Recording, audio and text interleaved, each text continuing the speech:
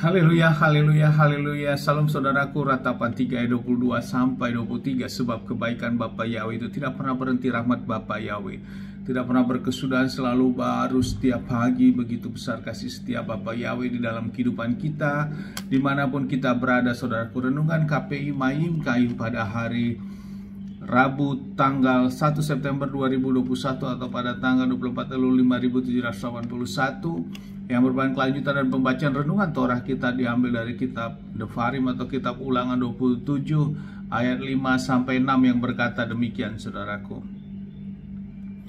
Dan kau harus mendirikan mezbah bagi Yahweh Elohimmu di sana, sebuah mezbah batu, jangan engkau mengolahnya dengan perkakas besi. Engkau harus membangun mezbah dari batu yang utuh bagi Yahweh Elohimmu, dan engkau harus membuat persembahan bakaran membumbung di atasnya bagi Yahweh Elohimmu. Saudaraku, firman yang baru saja kita dengarkan perikopnya adalah tentang mezbah di Gunung Ebal, saudaraku.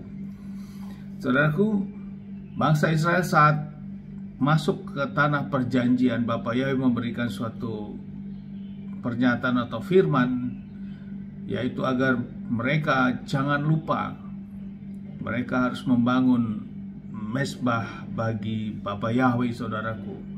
Dan setelah itu memberikan korban pendamaian kepada Bapa Yahweh. Ini yang Bapa Yahweh sampaikan melalui Mose saat mereka nanti memasuki tanah perjanjian itu, saudaraku. Hal ini menjadi renungan bagi kita dimanapun kita berada, saudaraku. Bapa Yahweh menghendaki adanya mezbah bagi Bapa Yahweh di dalam kita menjalani kehidupan kita, di dalam iman kita yang kita jalankan selama kita masih hidup di muka bumi ini. Maka mezbah-mezbah itu sangat dirindukan oleh Bapa Yahweh di dalam kehidupan kita.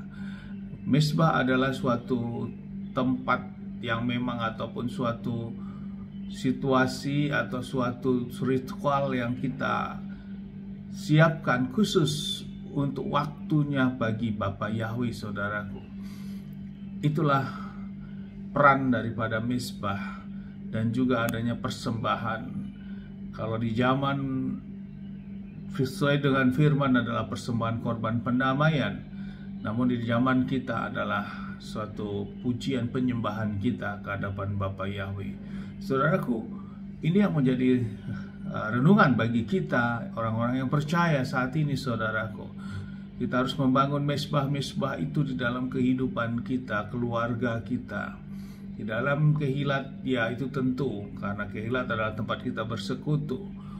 Dan itu dilakukan setiap hari Sabat, saudaraku. Namun di luar dari itu, apakah kita membuat mezbah-mezbah secara pribadi, saudaraku? Ini yang menjadi renungan bagi kita.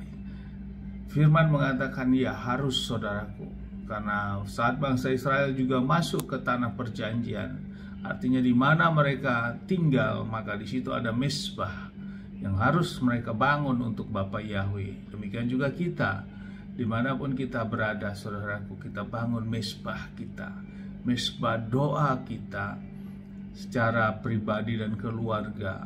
Demikian juga tentunya di dalam ibadah, itu adalah bersama-sama dalam ibadah hari Sabat, saudaraku. Ini hal yang menjadi renungan bagi kita, sehingga kita jangan menjadi jemaat yang hanya sebatas untuk mezbah di dalam ibadah saja, saudaraku. Begitu harian kita, mezbah harian kita tidak mengambil bagian itu, kita melupakan itu. Seolah-olah orang yang percaya kepada Bapa Yahweh itu hanya melakukan ibadah saja pada hari Sabat. Sesudah itu kita tidak perlu mengangkat doa-doa kita atau penyembahan kita, adanya mezbah di dalam pribadi kita atau keluarga. Tidak seperti itu, saudaraku.